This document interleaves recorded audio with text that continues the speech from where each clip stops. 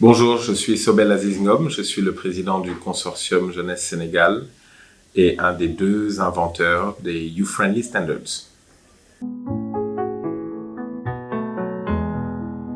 Nous sommes aujourd'hui dans les locaux de l'Agence française de développement. Nous avons tenu les 2 précédentes heures un atelier avec une partie de l'équipe pour évaluer les pratiques de l'organisation de son bureau de Dakar en termes d'inclusion et de valorisation des jeunes, que ce soit dans la gouvernance, dans les ressources humaines, dans les programmes, dans les achats, etc. Donc c'était 2 bonnes heures d'un autodiagnostic, c'est-à-dire c'est eux-mêmes qui répondaient à des questions sur ces différents axes et qui apportaient des réponses qui évaluaient la solidité de leur approche, de leur pratique et de leur politique sur des questions qui montrent que les jeunes sont inclus et valorisés de façon systémique dans leurs actions. Les Youth Friendly Standards, donc c'est une appellation anglaise, donc Youth Friendly qui veut dire un peu ami des jeunes, favorable aux jeunes, positif pour les jeunes, engageant pour les jeunes, et standards qui sont des normes, des pratiques, des standards. Et on pourrait appeler ça en français des normes favorables aux jeunes. Alors, il y a plusieurs raisons pour lesquelles il est important qu'on mette en place dans nos sociétés des normes qui favorisent davantage l'inclusion et la valorisation des jeunes. D'abord, parce que l'inclusion et la valorisation des jeunes sont des enjeux problématiques dans notre société. La démographie compte aujourd'hui un nombre de jeunes très important. On parle de 70% de la population qui a moins de 35 ans. Mais aussi on parle de 10% de la population qui a plus que 50 ans. Et donc la question est de savoir comment on arrive à faire cohabiter les aînés qui ont toujours centralisé les décisions et les rôles de responsabilité et tous ces jeunes qui expriment une volonté, une expertise, des compétences, une créativité et un engagement à pouvoir contribuer et à pouvoir diriger. Comment créer donc des mécanismes et des espaces qui permettent, sans exclure les aînés, d'inclure les plus jeunes, qu'il s'agisse d'espaces de gouvernance locale, nationale ou même de quartier, qu'il s'agisse de pratiques de recrutement lorsque l'on est une entreprise privée ou lorsqu'on est une institution de développement ou une institution publique ou une entreprise dans une localité.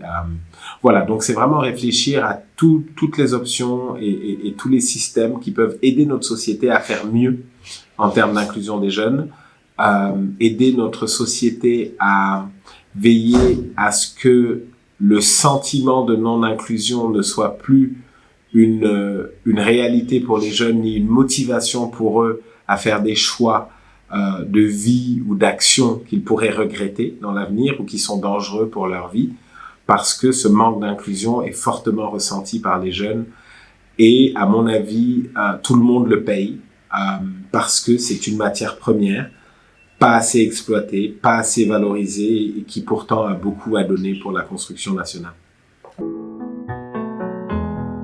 Alors, il y a plusieurs acteurs impliqués. Il y a d'abord le consortium Jeunesse Sénégal et l'entreprise, le cabinet WeBridge, qui ont co-développé cet outil. Et il y a plusieurs organisations, notamment internationales, qui ont cru en cette vision et en cet outil et qui l'ont appuyé dès le début pour le développer et puis pour le tester. On pense à la Fondation Mastercard, à l'Union européenne, à l'UNICEF, à GenU, et puis à Comdev Africa, avec lequel aujourd'hui on travaille dans un programme régional d'engagement des jeunes, à travers le parcours Agir d'un programme qui s'appelle Youth Lab.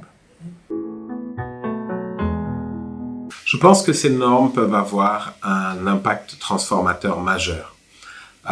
Je pense qu'il y a énormément, et moi-même dans mon engagement ces 17 dernières années, j'ai travaillé sur beaucoup de solutions pour améliorer l'inclusion des jeunes, leur participation, leur engagement.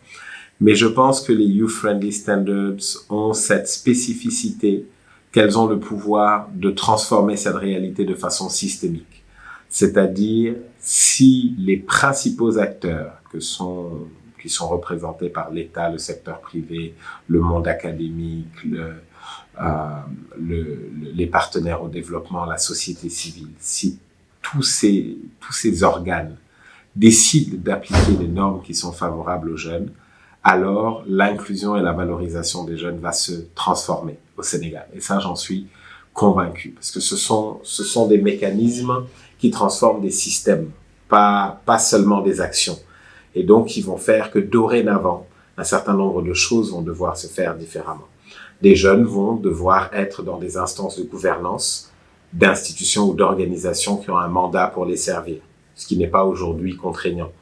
Des entreprises de jeunes vont pouvoir avoir accès à des marchés pour générer des services ou des prestations ou des travaux pour des sujets qui ciblent les jeunes, pour des écoles ou des centres de jeunesse, etc. Et donc, le fait de les appliquer, comme je disais, va pouvoir offrir de nouvelles conditions, de nouveaux espaces d'expression de leurs compétences, d'expression de leurs idées des jeunes, et va surtout contribuer à les responsabiliser davantage. Et je crois que c'est quelque chose dont le pays a grand besoin, et c'est surtout quelque chose que les jeunes ont exprimé fortement depuis plusieurs années. Voilà, donc si je devais dire un message à la jeunesse, c'est que je leur dirais, imaginez-vous que vous étiez des gens qui deviez décider, et posez-vous la question de si vous étiez dans un poste de décision, quelles normes vous auriez mis en place pour que les jeunes soient inclus et valorisés. Et faites en sorte de porter ce plaidoyer auprès de vos autorités pour que eux appliquent ces normes-là en attendant que vous soyez à leur place.